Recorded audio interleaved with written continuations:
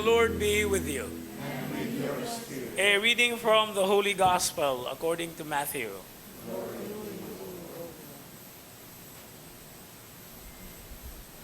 When the Pharisees heard that Jesus had silenced the Sadducees, they gathered together, and one of them, a scholar of the law, tested him by asking, "Teacher, which commandment in the law is the greatest?"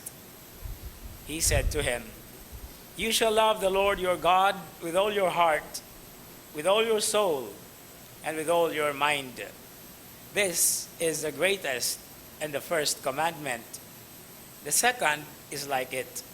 You shall love your neighbor as yourself. The whole law and the prophets depend on these two commandments."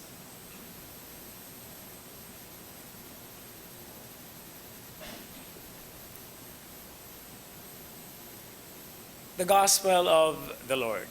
Praise to you, Lord Jesus Christ. Ulang adlaw ka natong taran.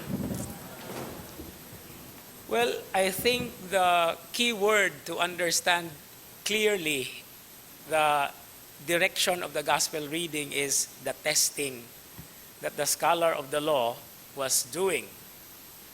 He did not just ask because he did not know, but he asked.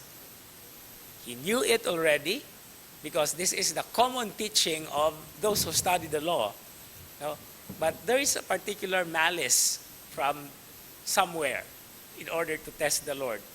And what he got as an answer is the very same thing that he knew right from the start when he started to study the law. Kung sa ato paning pinulungan, kinahanglan pa bang i-memorize yan? No? If Jesus would have said it to him, no? Hello, kailangan pa bang i-memorize yan? No? Because all of them who study the law know this. But what is basic here in the understanding is that when Jesus put together the response, not only coming from one source, but also from another, because the source of the love of God above all things is from Deuteronomy, Jesus was also taking into account what is written in the book of Leviticus about the love of neighbor as oneself. And instead of expecting one answer on our part, because we are not Jews anyway, we get two answers. No, nabagoy greatest unya duha ka buok. Diba? So that this is one thing interesting about today's gospel reading. Now, bottom line here is Jesus' attitude towards that question is more of a summarizing rather than the detailing. And as we know in tradition, that the Jews, the rabbis especially, instead of following the Ten Commandments, they do a certain hedging around it. And they multiplied all these laws that actually count until 613. Imagine, there are only 10 commandments to follow. But in order to guard these commandments, there are 613 other commandments to follow. On the contrary, what did Jesus do?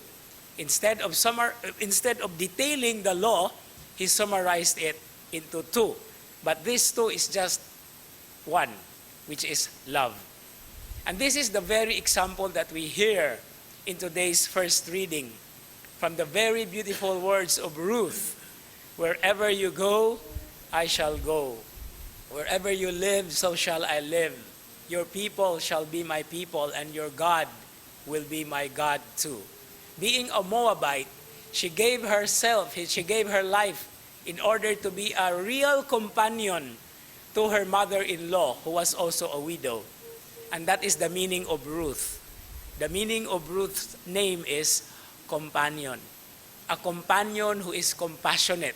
A companion who is so concerned. And this is what she is actually doing in fulfillment of the commandment to love God with all your heart and to love your neighbor as yourself, despite the differences therein.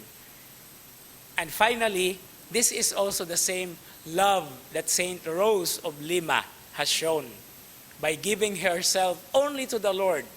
She is a mystic, not a mistake, but her reflections in life has something to do with having given her life for the Lord. That's why she is called Rose, because her beauty is exceptional.